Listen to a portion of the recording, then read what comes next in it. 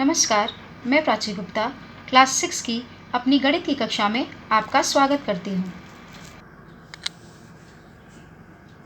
बच्चों, आज हम डिवीजन की और कंडीशंस देखेंगे कि वो पूर्णांकों पर किस तरह से लागू होती हैं। भाग संक्रिया के प्रगुण यानी कि डिवीजन की कंडीशंस। पहली कंडीशन है, दो पूर्णांकों का भागफल सदैव पूर्णांक नहीं होता है। कैसे? 8/3 3 से हम 8 को डिवाइड नहीं कर सकते हैं, तो इसका आंसर 8/3 आएगा। ठीक है, तो वो पूर्णांक नहीं है, पूर्णांक भिन्न के रूप में नहीं होता है, भिन्न वाली संख्याओं को पूर्णांक नहीं कहते हैं। इसी तरह -7/11, तो इसे भी हम -7/11 के ही फॉर्म में लिखेंगे, क्योंकि 11 की टेबल में 7 नहीं आता है, तो जो आंसर हुआ वो एक पूर्णांक नहीं है। तो हमेशा हम जब दो संख्याओं को भाग दें तो ज़रूरी नहीं है कि आंसर पूर्णांक में आए। तो दो पूर्णांकों का भागफल सदैव पूर्णांक नहीं होता है। अगली कंडीशन देखते हैं, शून्य के अतिरिक्त किसी पूर्णांक में उसी पूर्णांक से भाग देने पर भागफल सदैव 1 होता है। 0 नहीं होना चाहिए। हम 3 को 3 से डिवाइड करेंगे, यानी ऊपर भी 3 है और नीचे भी 3, तो आंसर हमेशा 1 आएगा। -6/-6, ये भी आंसर 1 आएगा, क्योंकि माइनस और माइनस कट जाएगा और तो आंसर प्लस में होगा, और 6 1 जा 6 होता है, तो आंसर हमेशा 1 आएगा। यानी कि 1 उसी नंबर से हम जब किसी संख्या को भाग देते हैं तो हमेशा आंसर 1 आता है। शर्त यह है कि शून्य नहीं होना चाहिए नीचे के हिस्से में, यानी हर में। तीसरी कंडीशन है कि किसी भी पूर्णांक में या इंटीजर में 1 से भाग देने पर भागफल हमेशा वही पूर्णांक होता है। अगर हम 1 से किसी को भी डिवाइड करते हैं तो 1 5 जा 5, तो 5 आया आंसर। -3/1 यानी -3, 0/1 यानी कि 0, यानी जो भी हमारा भाग देने वाली संख्या थी जिसे हमने भाग दिया है, हमारा वही आंसर आ जाता है जब हम उसे 1 से भाग देते हैं।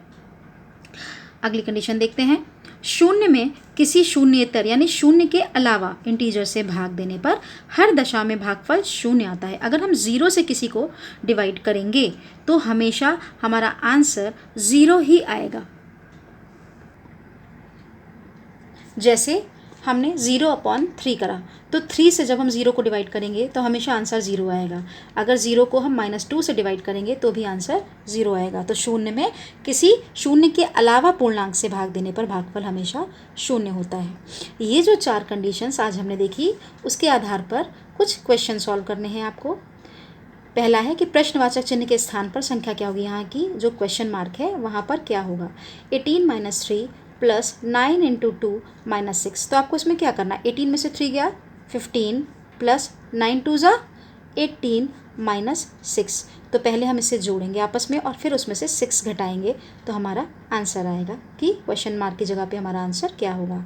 ऐसे ही 28 + 4 - 10 × 5 + 4/2, हम पहले इन तीनों ब्रैकेट्स को अलग अलग सॉल्व करेंगे। 28 + 4, फिर 10 × 5 और 4/2, और फिर पहले हम जोड़ते हैं बाद में घटाते हैं, तो हम उसे जो हमारा आंसर है उससे हमें मिल जाएगा।